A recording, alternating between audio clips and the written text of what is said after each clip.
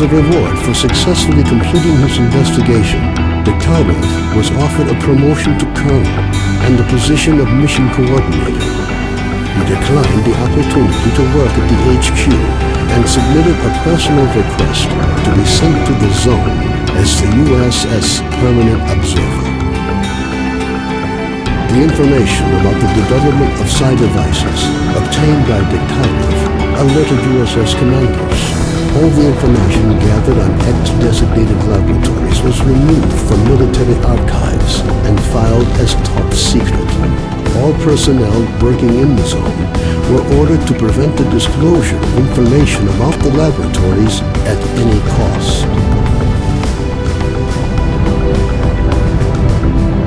Several experimental samples were made on the basis of technical documents for Item 62. Following a set of test trials, it was decided not to go ahead with large-scale deployment of the weapon due to the high cost of ammunition. Nonetheless, it would be reasonable to assume that further development of the Gauss rifle is ongoing.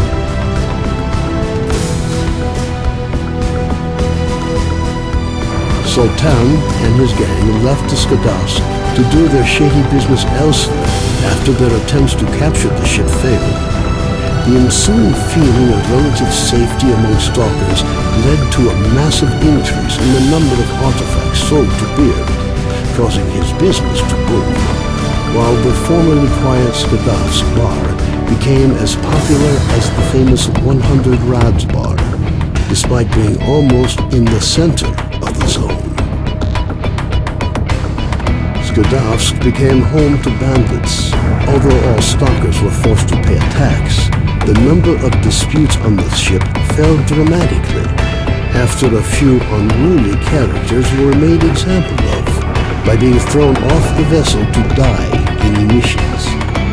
Unwilling to continue paying a cut of his proceeds to the bandits, Beard assembled a squad of stalkers and set off to explore the yet uncharted regions of the zone.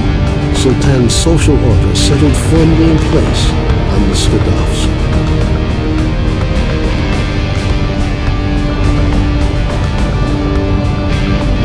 S.T.A.L.K.E.R became home to any and all who could reach it. Fierce stalker resistance did not stop the bandits from making regular and ultimately unsuccessful attempts to establish their so-called order on the ship. Despite this ongoing struggle, the S.T.A.L.K.E.R carried on its unique brand of life.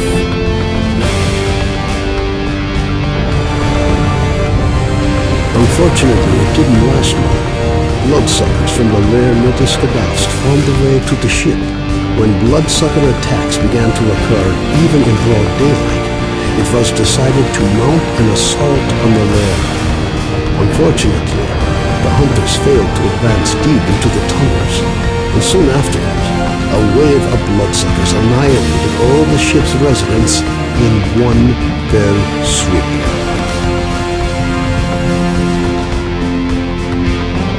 Following the destruction of the bloodsucker lair, it's unlikely that anything could significantly change the state of affairs on the S.T.A.L.K.E.R. The old ship became a temporary center of stability in the ever-changing world that is the Zone. Freedom managed to earn the trust of stalkers at Yanov Station. Duty organized an assault in an attempt to regain lost ground, and Lieutenant Colonel Shulga was killed in a firefight soon after. The duty squad never recovered from the loss of its commander and quickly fell apart. Reinforcements enjoying popularity among stalkers allowed duty's advanced squad to rid Yanov Station of freedom. The ensuing firefight saw Loki and what was left of his squad eliminated for good. A fragile balance was reached between freedom and duty squads at Yanov Station. Tired of the endless struggle, fighters of both factions started leaving their squads and joining the free stalkers.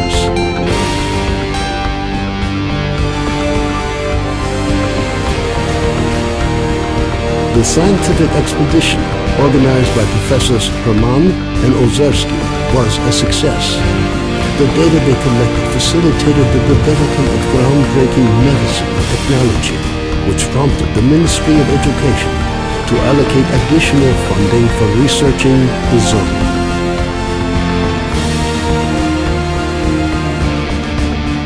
Professors Herman and Ozerski were forced to cut short their scientific research in the zone due to a lack of data. On returning to the outside world, the two scientists proceeded to engage in unrelated work. Gary's stories about the Army's struggle against the dangers of Pripyat encouraged stalkers to explore the ghost town. Despite the constant monolith attacks, stalkers managed to secure the former army camp, which they used as a base to launch raids deep into the city, making slow but steady progress. Gary's stories about the Army's fate scared stalkers away from Pripyat. The few who dared to venture into the city ran into inexplicable phenomena, which added further dark strokes to an already gloomy picture of the dead city. The legend of the oasis stopped being a legend. The identity of those who managed to find the way to the secret anomaly became an increasingly regular topic of conversation among stalkers. Despite this, the number of adventurers trying to find it remained high, something the bandits were quick to take advantage of, with constant offers to lead stalkers to the oasis, which usually ended in muggings at a safe distance from stalker camps. Organized mercenary squads continue to be active in the zone. Their interest in the secret laboratories is becoming increasingly difficult for USS operatives to ignore. Attempts to establish the identity of the client who hired the mercenaries proved unsuccessful. The area around Yanov Station continues to attract growing numbers of stalkers. The lack of dangerous mutants and abundance of anomalous areas have led to the area being referred to as a treasure trove, with increasing rarity. The area around Yanov Station gained a reputation for being one of the most dangerous places in the zone. Fewer and fewer stalkers make it back from raids, many dying at the hands of mutants within view of the camp. One of those missing is Trapper, who set out to track down a chimera on what appears to have been his last hunt. Zulu returned to duty's main base at the Rostov plant. Nobody knows what he discussed with the leader of duty, General Voronin, but several days later he was spotted at the head of a large squad on its way to the center of the zone. Rumors of Zulu's fate reached the leader of duty, General Voronin. Counter to most expectations, Voronin decided to posthumously award Zulu with the Silver Shield, duty's highest decoration. Vano headed off to the freedom-controlled military warehouses, but his cheerful personality and optimism quickly earned him the popularity they merited. Ultimately, he took charge of a small group of researchers involved in investigating anomalous areas. Stalkers at Yanov Station still think of Vano now and again, recording his lightheartedness and skills. While some aspects of his life are usually up for debate, one thing is clear. With his luck, looking for a road to Pripyat was a big mistake.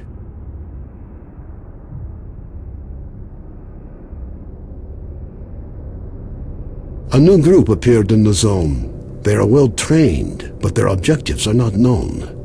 Rumors say they used to be monolith fighters. Their leader is known as Strider.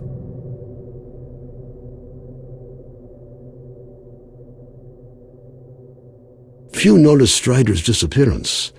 His desire to work out a way of helping people who fall under the monolith spell followed him to his grave.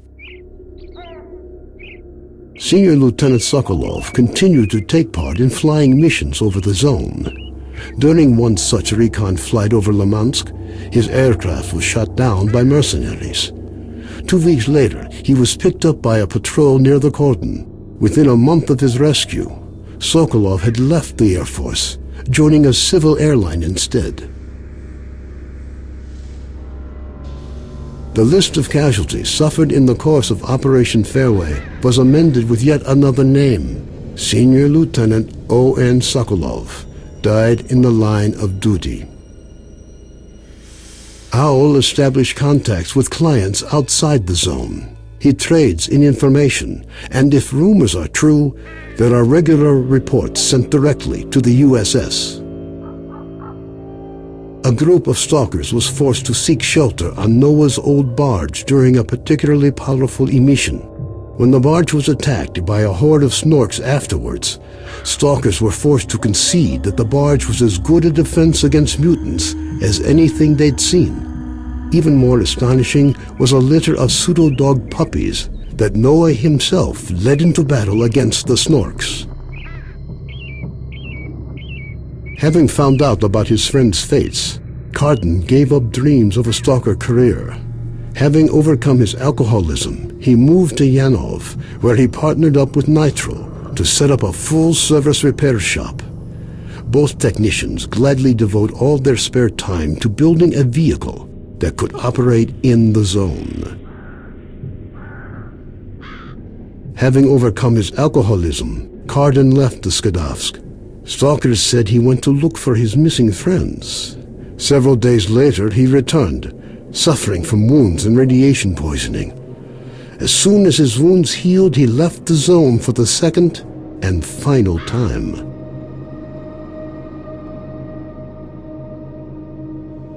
S.T.A.L.K.E.R passed on the information he obtained on his trip to the Chernobyl NPP to the USS commanders. This prompted the government to create a scientific institute for research of the Chernobyl anomalous area.